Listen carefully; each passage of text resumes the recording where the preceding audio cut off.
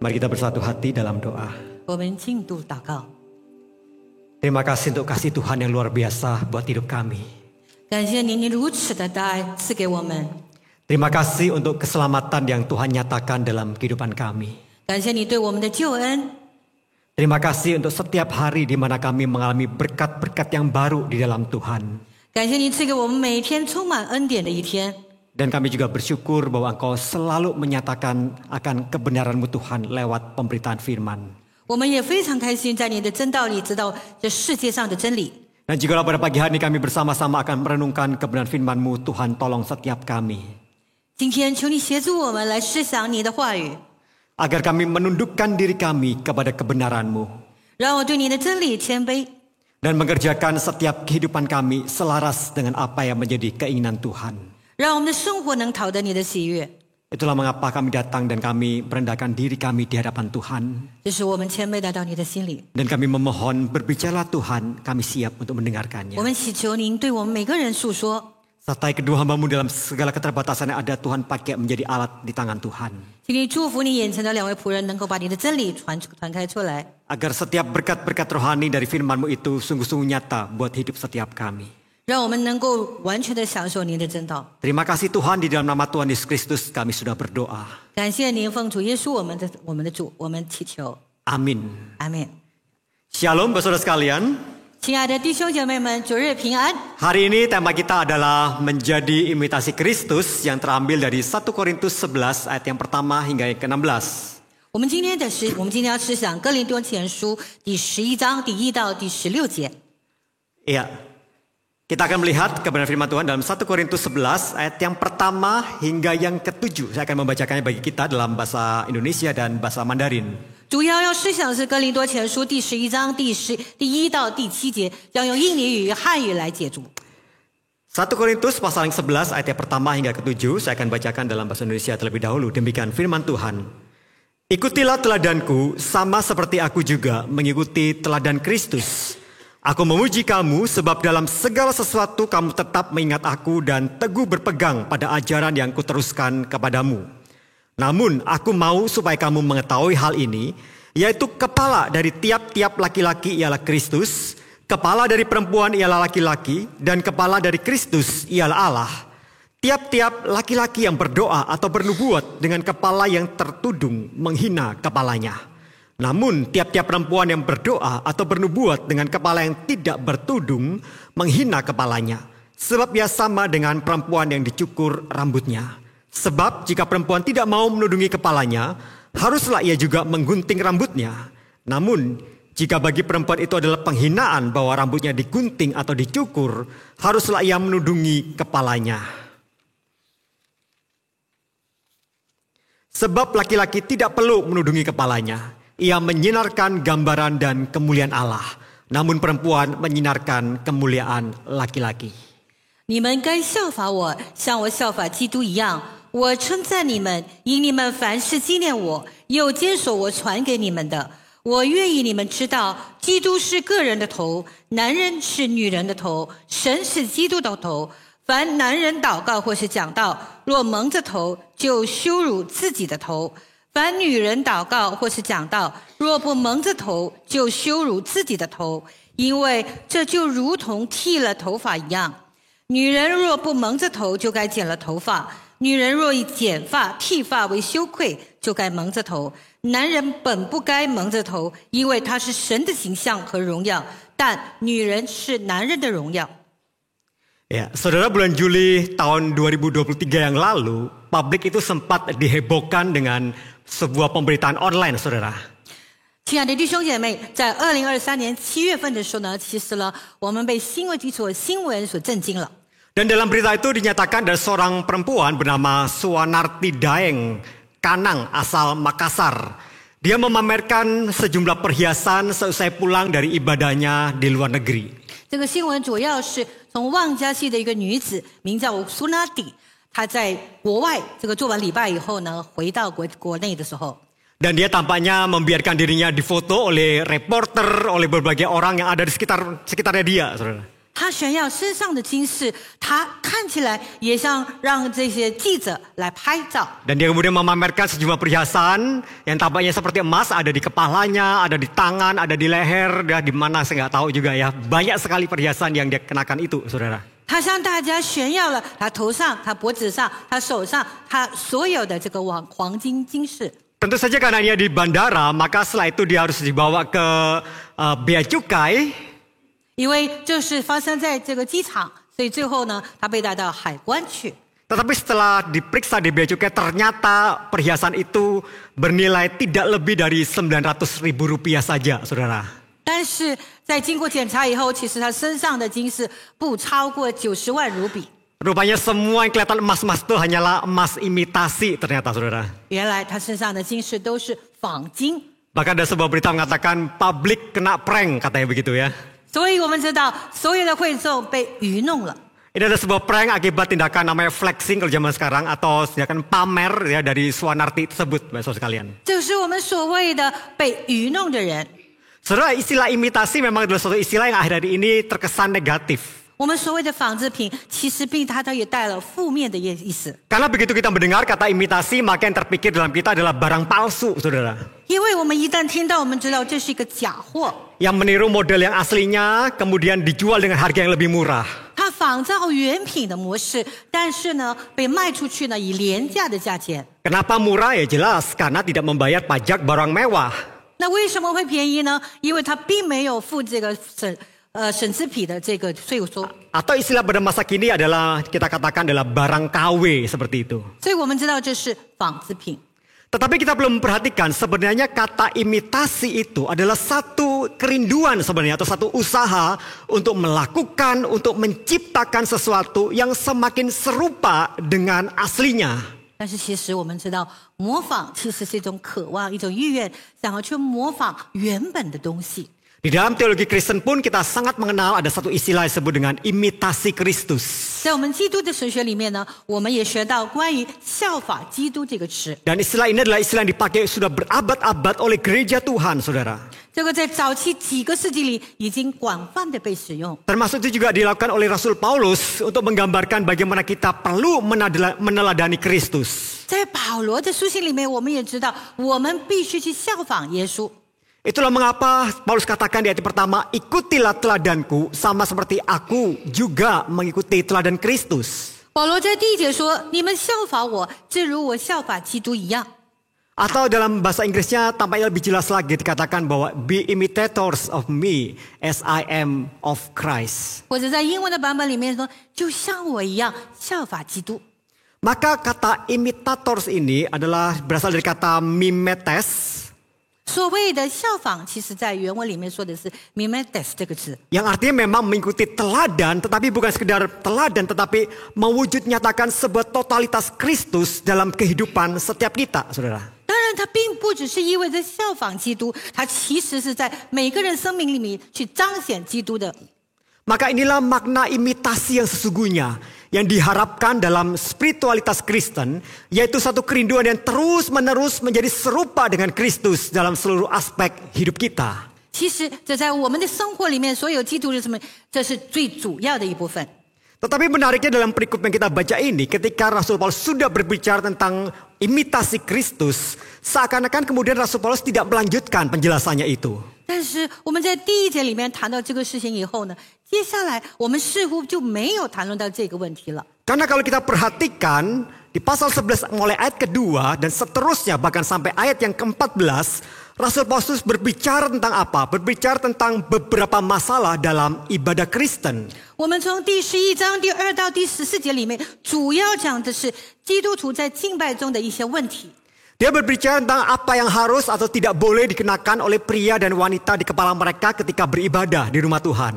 他说，男人和女人在敬拜时应不应该带的一些什么东西。 Minggu depan kita akan membahas tentang perilaku yang pantas selama perjamuan kudus, saudara. 下个周我们将会学习在圣餐礼的时候应该有的礼节。 Bahkan dua pasal di pasal 12 sampai pasal 14 itu berbicara tentang menggunakan serta penyalahgunaan karunia-karunia rohani. 甚至在这里说的是使用或滥用这个圣洁的圣典。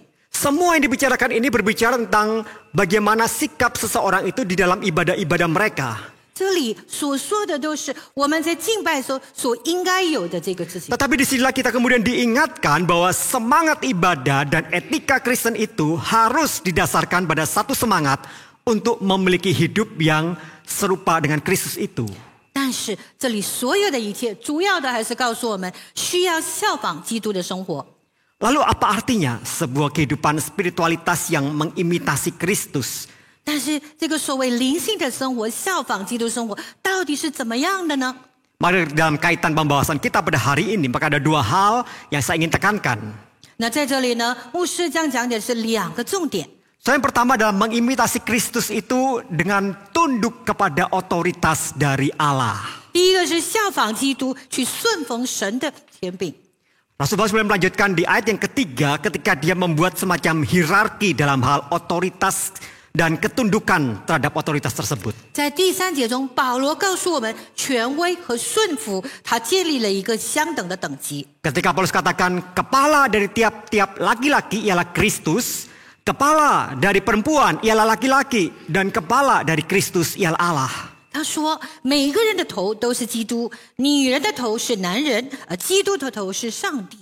Bagian ini akan lebih jelas lagi kita bisa memahami ketika kita mulai bandingkan dengan Efesus pasal 5 ayat 22 dan 24, saudara. 当然，我们用以弗所书第5章第22到24节里面，可以更完整的来理解这个词语。 Dan di Efesus itu berbicara tentang bagaimana otoritas suami kepada istri dan ketundukan istri kepada suami.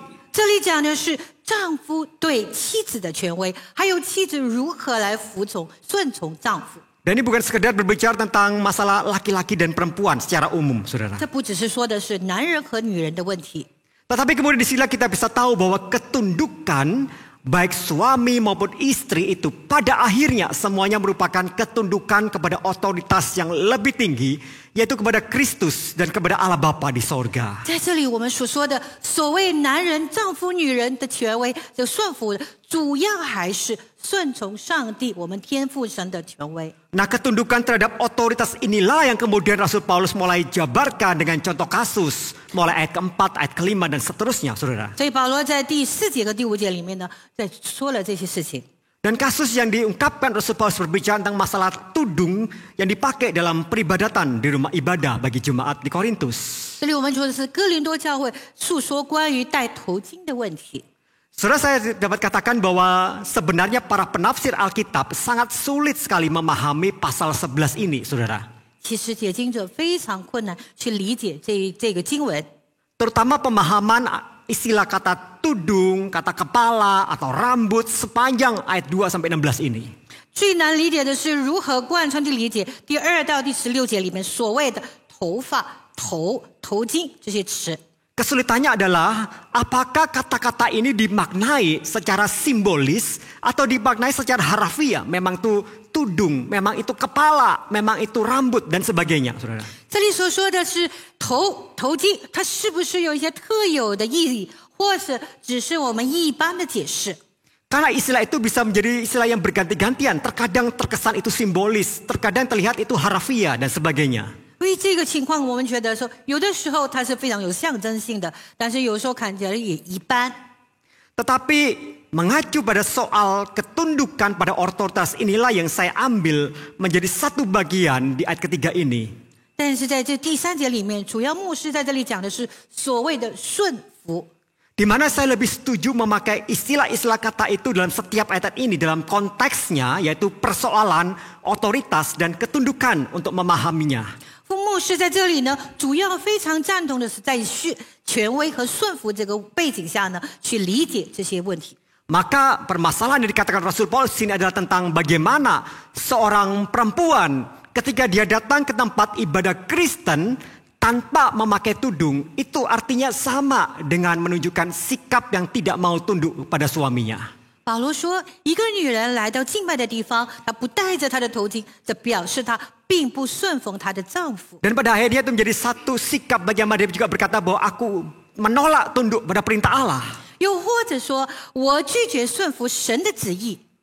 Tetapi bukan cuma perempuan yang kemudian disampaikan kepada jemaat, tetapi juga tentang laki-laki, saudara. 当然，然，这不只是女人，我们也说到男人。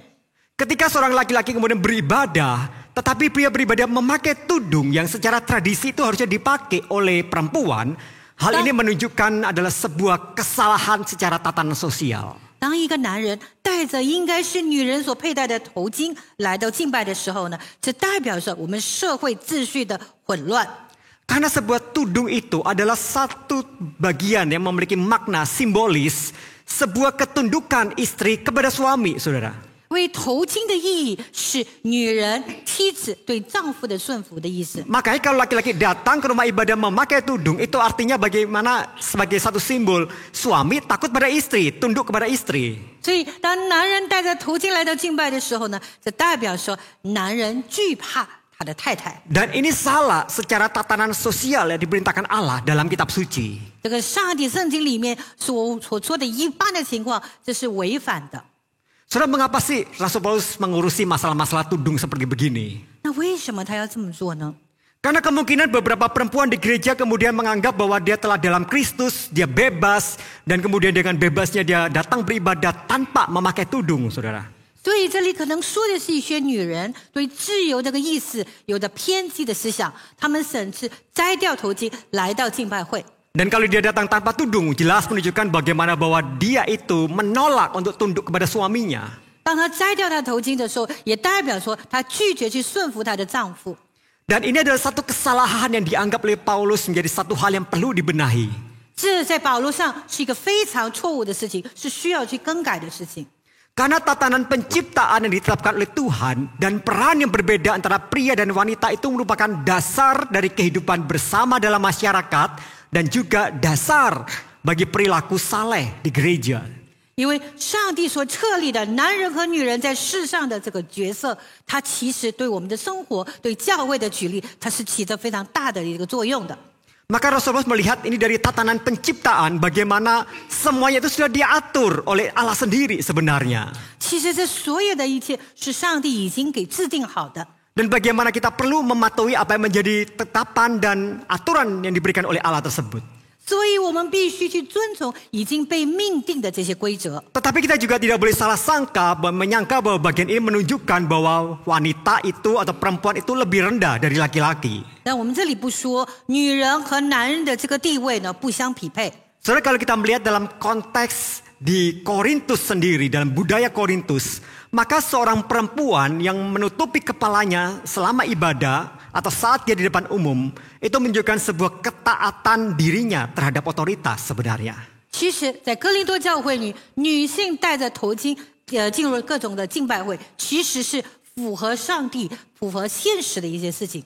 Karena tudung itu adalah sebuah simbol bagi orang-orang dalam budaya Korintus, maka ini menjadi satu hal yang secara harfiah tentu saja tidak berlaku juga di berbagai daerah yang tidak memakai hal itu, saudara. 当然，这个情况可能在一些没有属于这种情况的地方呢，这是不存在的。 Secara harfiah tentu saja tidak berlaku kepada daerah-daerah dengan budaya-budaya tertentu yang memang tidak memakai tudung sebenarnya. 有一些地方可能并不佩戴这个头巾，所以不被包括在内。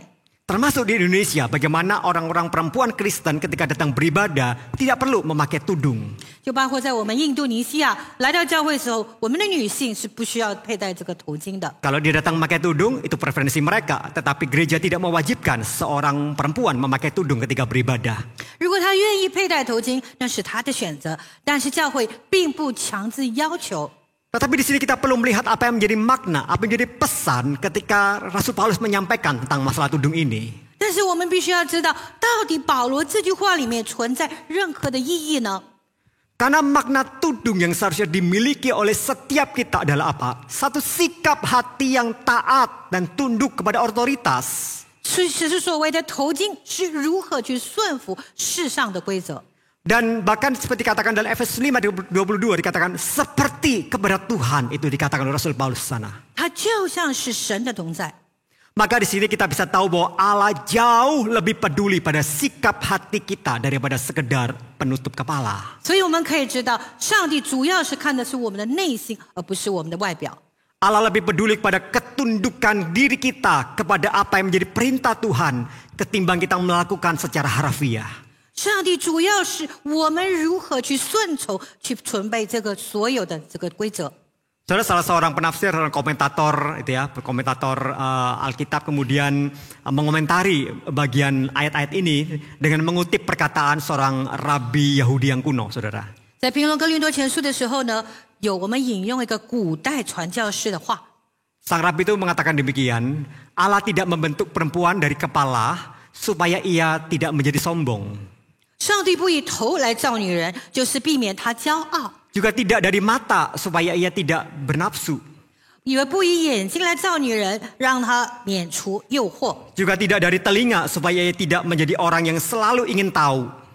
不愿意用耳朵来造女人，不想让她多知道很多事情。Juga tidak dari mulut supaya ia tidak banyak bicara.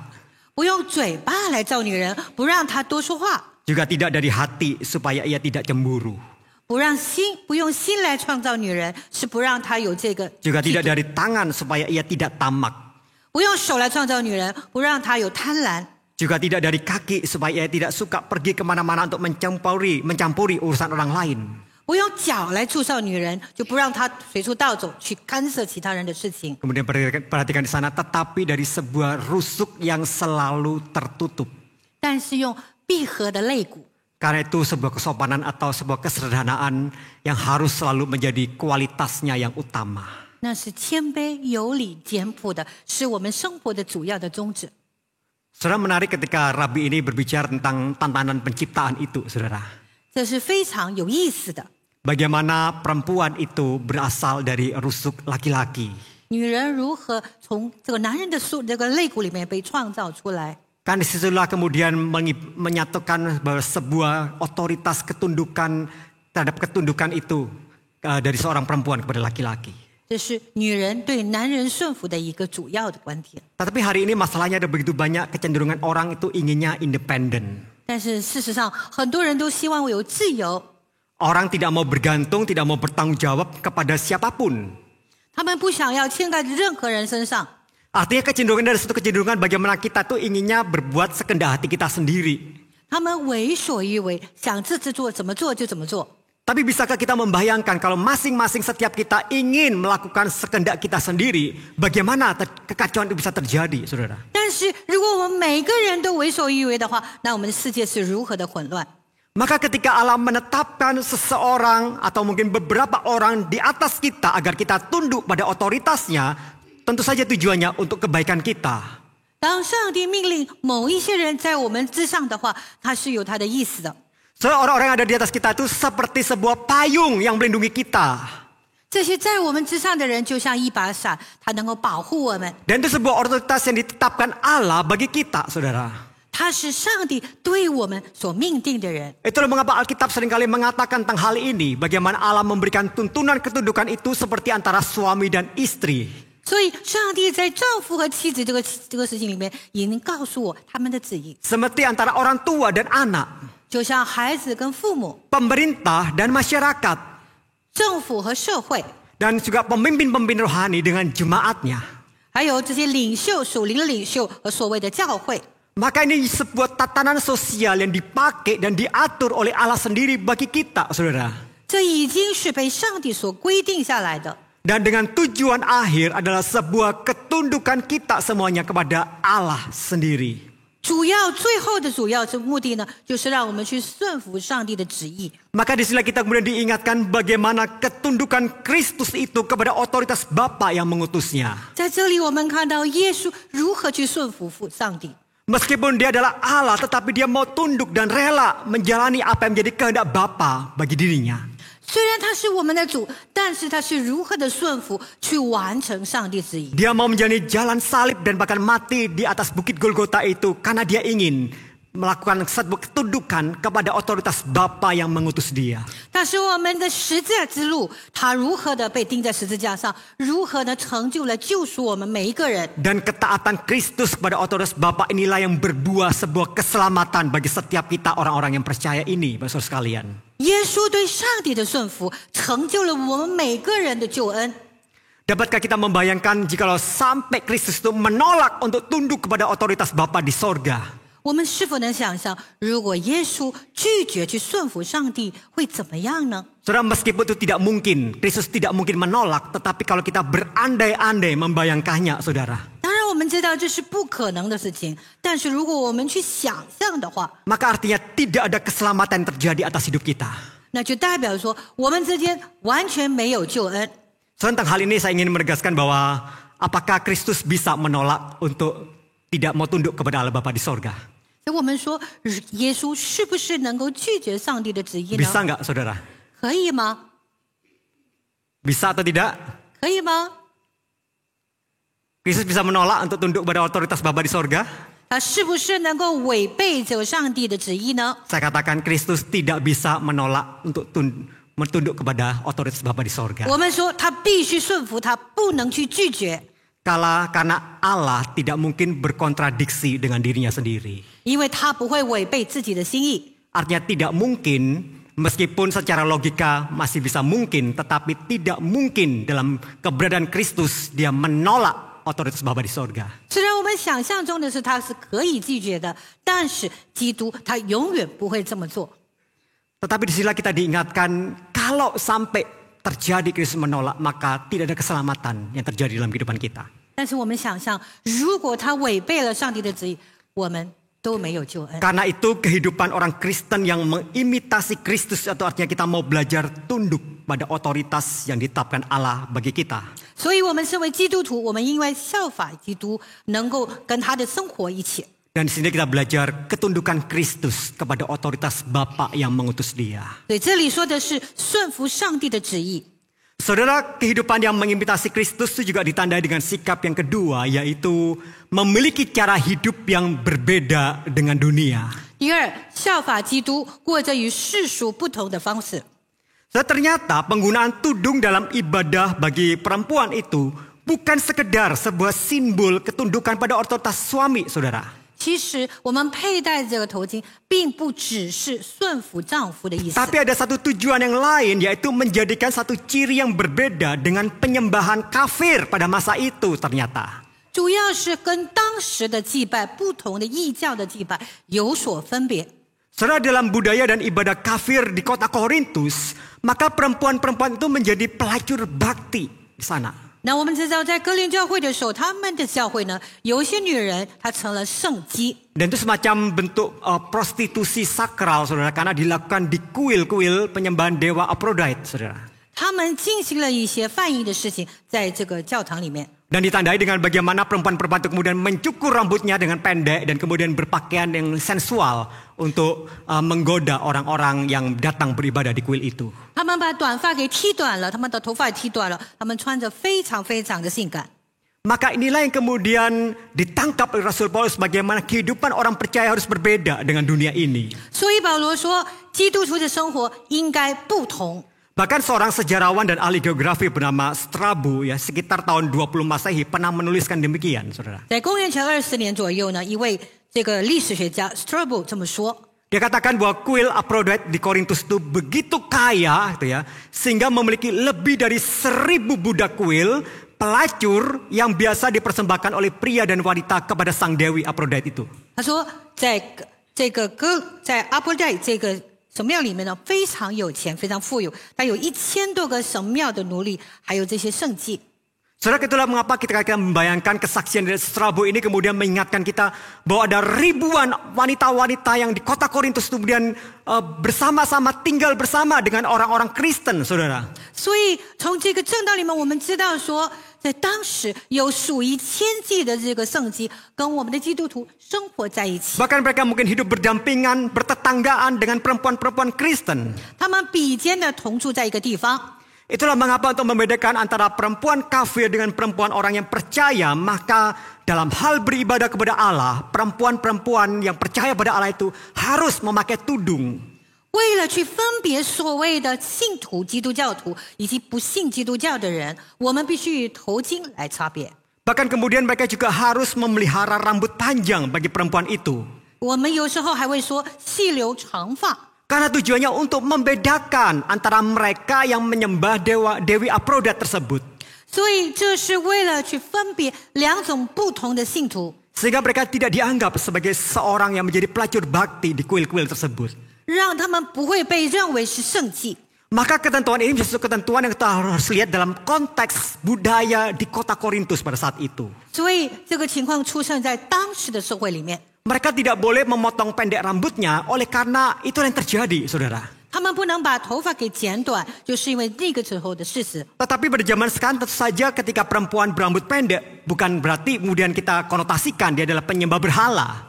所以当下我们剪短发的女人不会被这么认为， Karena konteksnya berbeda pada masa kini. 因为情况是完全不一样的。 Tetapi kembali kita melihat apa yang menjadi prinsip yang bisa kita dapatkan dari pemahaman ini, saudara. 但是我们从这个理解里面，我们能够知道什么原则呢？ Jelas prinsipnya adalah bagaimana setiap kita diminta untuk memiliki cara dan sikap hidup yang harusnya berbeda dengan dunia ini. 所以我们每个人应该过着和世俗不一样的生活方式。 Dan itu juga harus menjadi secara termasuk dengan dalam cara berpakaian ketika kita datang beribadah, saudara. 也包括了我们来到教会所有的穿着。 Banyak orang itu bisa berdalih dikatakan, yang penting kan hatinya. 他们可能说最主要是我的心， Tuhan gak akan melihat pakaian kita ketika kita datang beribadah kepadanya. 神并不看我的外表。 Benar saudara, saya juga katakan bahwa Tuhan melihat hati kita yang paling utama. 是的，我们也这么说。其实上帝看的是我们的内心， Tetapi cara berpakaian kita juga memperlihatkan sikap hati kita yang sebenarnya. 但是我们的穿着也代表着我们的态度。 Kalau kita sungguh-sungguh menghormati Tuhan, maka kita akan datang beribadah kepada Tuhan dengan memakai pakaian yang proper, yang sopan dalam pemahaman masyarakat pada masa itu, saudara. 如果我们真的注重我们的祭拜的话，那么我们来到这里，一位穿着的非常的整齐。 Itulah mengapa bahwa sikap hati kita juga tercermin dari apa? Perilaku kita, kebiasaan kita, gaya hidup kita. 我们的穿着代表着我们的言行举止。 Bukankah kita juga telah belajar agar hidup itu bukan sekedar memuliakan Allah, tapi juga tidak menjadi batu sandungan, bukan? Dalam minggu-minggu sebelumnya. 我们之前已经学过，我们的生活不只是为了荣耀上帝，也不要作为他人的绊脚石。 Maka kita juga perlu belajar termasuk dalam cara berpakaian dan bahkan memperlakukan rambut kita, saudara. 所以我们也需要去学习如何以整齐的这个穿着来对人。 Apa yang pantas, apa yang tidak menjadi batu sandungan, itulah yang harus kita kerjakan dalam hidup ini.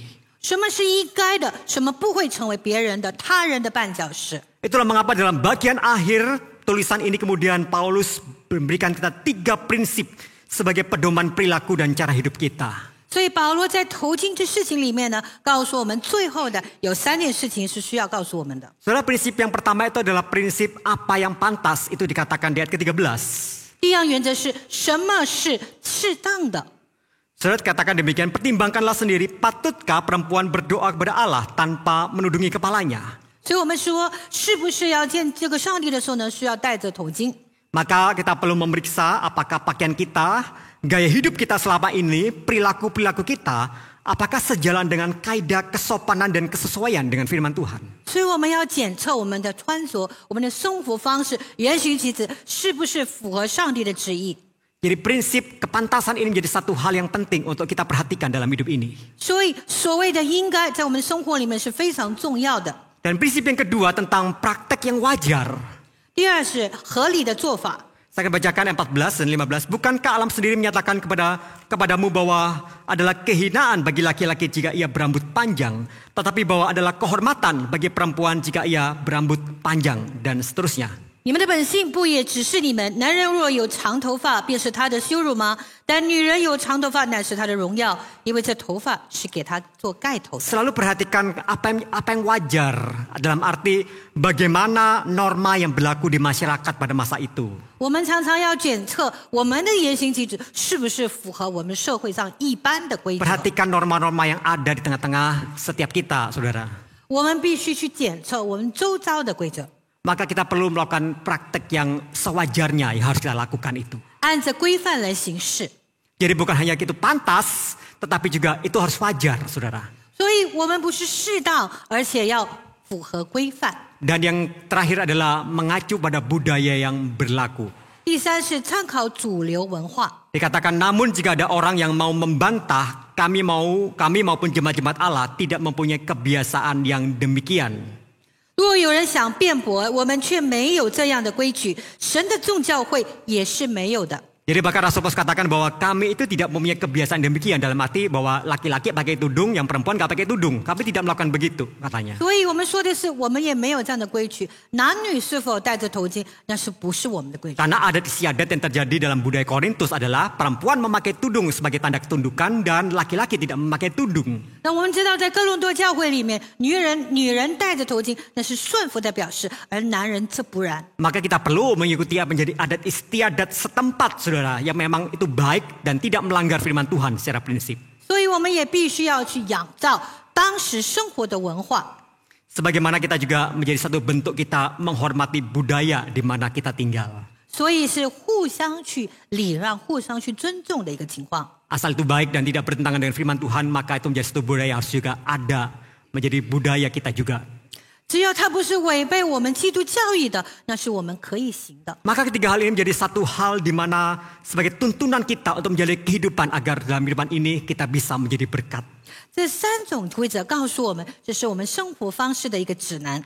Maka jangan remehkan soal-soal berkatan hanya soal pakaian, soal rambut, saudara. 所以我们不要忽略了所谓的穿着及其他的事情。 Kalau bisa diperluas lagi, jangan diremehkan soal-soal masalah kebersihan diri tubuh kita, kebersihan rumah kita, saudara.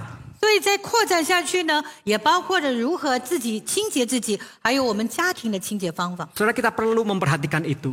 我们都需要知道。 Karena ternyata cara seseorang memperlakukan rambutnya, tubuhnya, pakaiannya, properti rumahnya atau barang-barangnya itu memiliki korelasi dengan kehidupan spiritualitasnya. 我们如何去照顾我们自身、我们的家庭、我们的所有的一切，那也彰显了我们对我们的基督教所有的尊崇。 Biarlah kita menjadi orang-orang percaya, orang-orang Kristen yang benar-benar memiliki kerinduan untuk terus-menerus mengimitasi Kristus lewat kehidupan kita sehari-hari.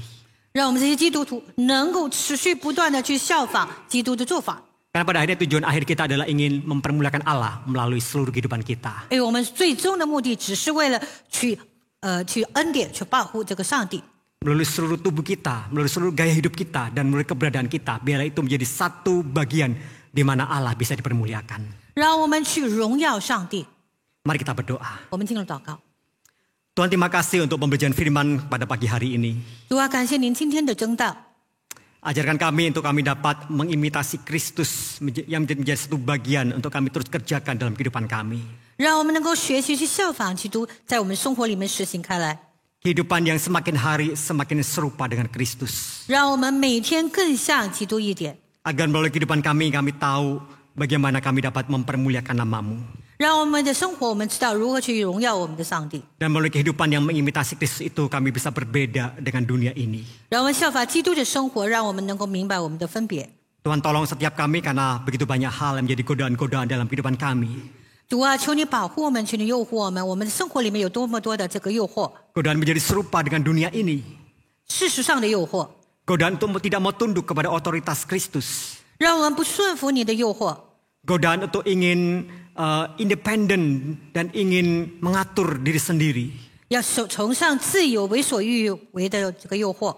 Tapi berikan kami hati dan berikan kami sebuah ketundukan untuk kami terus mau belajar firman-Mu. 给我们心思，洁净我们的心思，让我们能够顺从你， Agar semakin hari kami semakin serupa dengan Kristus. 让我们每天更像你， Semakin hari kami semakin memuliakan nama-Mu. 每一天都能更能去荣耀你。 Terima kasih Tuhan. 感谢， Di dalam nama Tuhan Yesus Kristus kami berdoa dan kami bersyukur. 我们奉靠主耶稣的名祈求， Amin.